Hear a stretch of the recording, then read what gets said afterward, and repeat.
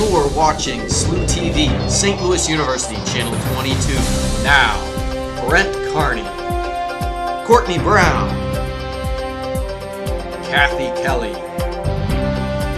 health reporter John Castelli, lead forecaster Ashley Colgin, and sports director Clayton Bury. This is SLU News 22.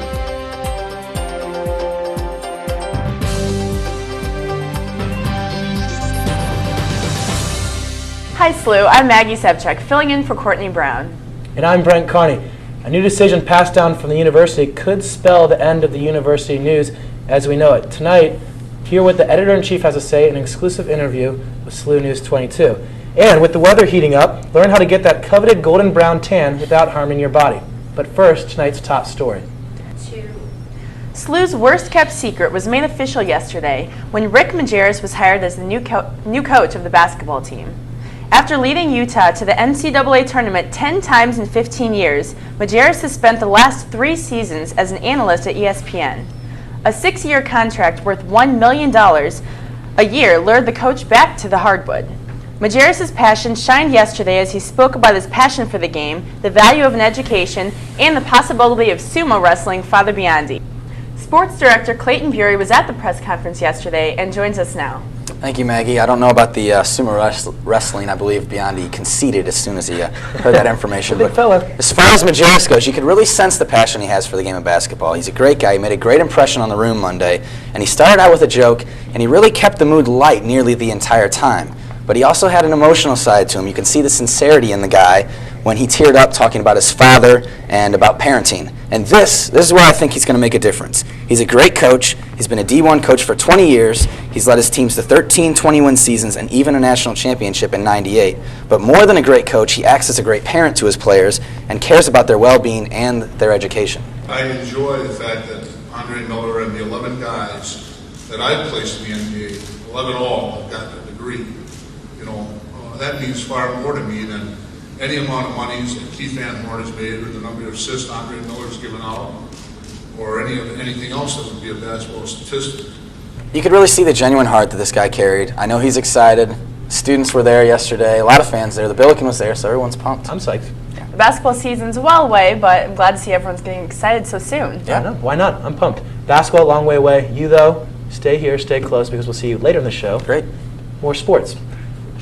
For years, St. Louis University and Harris-Stowe State University shared a border on Compton Street. Now they share in a dream. Yesterday, the school's student body presidents, Evan Krause and Leonard Johnson, announced their partnership to raise $10,000 for the Dr. Martin Luther King Jr. Memorial in Washington, D.C. SLU and Harris-Stowe joined 165 other schools who have made similar commitments. This is the first time 2 schools have partnered up on the project. Congressman William Lacey Clay was on hand along with St. Louis license collector Michael McMillan. McMillan jump-started the fundraising efforts by presenting both Krause and Leonard a check for $500 apiece. MLK Memorial will celebrate Dr. King's passion for democracy, justice, and hope. $78 million have already been raised for the project, with the total cost around $100 million.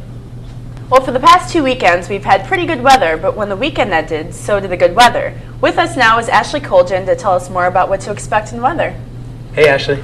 Welcome back. First weather again. We've missed you. I've missed first weather. You came back for the grand finale. I did. I did enjoy having my fellow meteorology students here doing first weather, but I'm also glad to be back for the final show.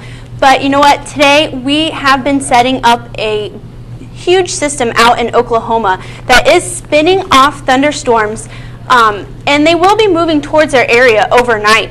Now, the greatest chance of severe storms is down through Texas, again, just like last week. But this week, Kansas has been getting hit. They've already seen flash flooding events in southeastern Kansas, and that will be moving our way. But I believe this will stay south of the 70 corridor. But I'll have more of that later for our 5-day forecast. But for tonight, we'll see a low of 62 as the storm approaches us. We won't see too low temperatures tonight. 62 is pretty fair, but we are seeing thunderstorms right now, so we can't enjoy this nice weather. We're seeing rain and we are seeing lightning, so it's a good idea to stay inside for tonight and just enjoy your night and study for finals. Of course. All right, well, thanks, Ashley. We'll see you later in the show. Up next, we have a very special report. The campus newspaper is going to be going through some very significant and controversial changes soon. Stick around to find the details. Welcome back. It's not very often around here that we have late breaking news, but tonight is a very important exception. The fate of the university news lays in the balance tonight after news that the SLU administration will ask the Board of Trustees to revoke the U-News charter. Joining me right now is Editor-in-Chief of the U-News, Diana Bonatti. Diana, this comes as shocking news to most of us in the student body, so I'll start simple. Why now? Well, we really were not given a good reason as to why now. Other than the administration is not happy with the typos that are printed in the paper every week, which every paper has.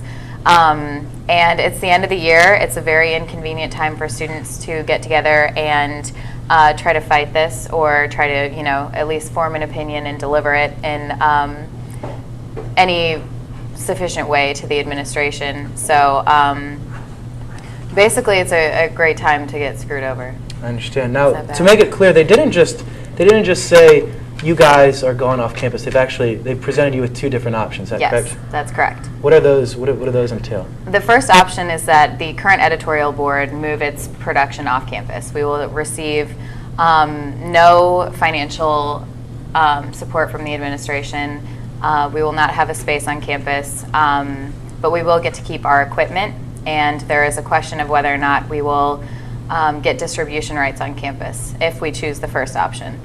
The second option is that we adopt a brand new charter that will be held not by the Board of Trustees as our current charter is held, but with the Student Development Office. And basically this new charter is pretty similar to the charter that we have right now, but the difference is that the Vice President of Student Development will be in charge of hiring and firing all of the editorial staff to the paper. The problem with that is obviously that if your job security depends on whether or not you're going to actually do your job and objectively report the news, and if it's in any way damaging to the university, it just doesn't work. It's against all journalistic ethics. Now the school's maintaining that this new charter will, although it makes some changes like you described, it still keeps the paper semi-independent from the university, and that it isn't actually a violation of the amendment. But that's not exactly how you see it, correct? That's correct. We don't see it that way at all. So have you reached out to other schools, other Jesuit schools, to see how they compare and the situation they have now that you've looked at it? I know U-News has been on campus for 81 years, so obviously, and I believe this charter, the current charter, is over 30 years old. So have you kind of caught up with all this happening so quickly? Yeah, definitely. We actually called Creighton and Fordham University. We called Georgetown yesterday. We called the University of Missouri at Columbia, SIU Carbondale, everyone in the area that we could think of, as well as several major Jesuit Catholic universities. And as far as we can tell, talking to the editors of their papers, no other school has any sort of system like this whatsoever. They are semi-independent in that they have rooms on campus, but they are fiscally completely independent from the university. So what's the timetable now moving forward as far as the decision process, and what can students do to weigh in depending on how they feel about the issue? Well, tomorrow night there will be a resolution brought up in the SGA meeting at 5 o'clock. It's in Pierre Marquette Gallery. That's being brought forth by several senators. We're not sure how the resolution is totally going to go yet. We're hoping for the best right now, but students can call Provost Wexelman, can call Kent Porterfield, can call Father Biondi, Board of Trustees members, other students, just get people aware of the situation and that the U-News is a very valuable asset to this campus, and a lot of a lot of organizations couldn't survive without it right now. So the Board of Trustees will vote to rescind the current charter on Saturday. So it's a pretty tight time frame, and it's bad timing for all students because finals are coming up. So. Well, thank you. Obviously, as you mentioned, it is tight time, but I appreciate you for coming down and wish you all the best moving forward. We'll be covering this story all the rest of this year and into next year. Weather report coming up next. Well, as promised, our lead forecaster, Ashley Colgin's back with the weekend's weather. Welcome back, Ashley. I'm trying to figure out my big plans for the weekend, but with the rain right now, I'm not really sure if I should pick a rowboat or the SPF 15. The weather's been going back and forth. Brent, you can put away your rowboat and get out the sunscreen because on Sunday the sun is going to be breaking out and we're going to see some high temperatures. But right now the thunderstorms are in dominance. For today we did see a high of 85 and yesterday we even broke a record of 91. But we were still warm today with a low of 70, which is well above our normal temperatures. And right now we're seeing some light rain, but I have not been able to calculate that yet. And for our month to date, we've seen 5 inches, which is quite a lot. Currently at Lambert, we are at 67 degrees, thunderstorms, our humidity's at 76%, our winds out of the east at 12 miles per hour, and our pressure is falling. Right now we're looking at our satellite view and we can see the system that's set up over Oklahoma. And actually this thing is spinning and you can see the spin right here where the clouds are breaking and training. And this is all due to causing all this rain right here all through Kansas, and that is working its way up to Missouri. And as we zoom in, we can see this line of strong thunderstorms just to the south of the I-70 corridor. And this is causing some heavy rains in Jefferson City. Now right now we can see the low pressure spinning out there, and as this moves on through to tomorrow, we will still be in the rain, but it is going to stall out. And this is all due to a cold front that is kind of a backdoor cold front. It just drops right down and this warm front rises right up and then it just stalls out, and this will lead to thunderstorms throughout Friday and possibly into Saturday. Now for our precip, we'll see that most of our heaviest rain is going to stay to the south of the St. Louis area, and more in Oklahoma and Arkansas we'll see the heaviest rains. But we could still see the possibility of a heavy downfall from one of these thunderstorms, which could cause flash flooding. Now our temperatures aren't going to rise too much tomorrow. This is all due to all these thunderstorms that will still be present with the heavy rain. So we're not going to warm up too much.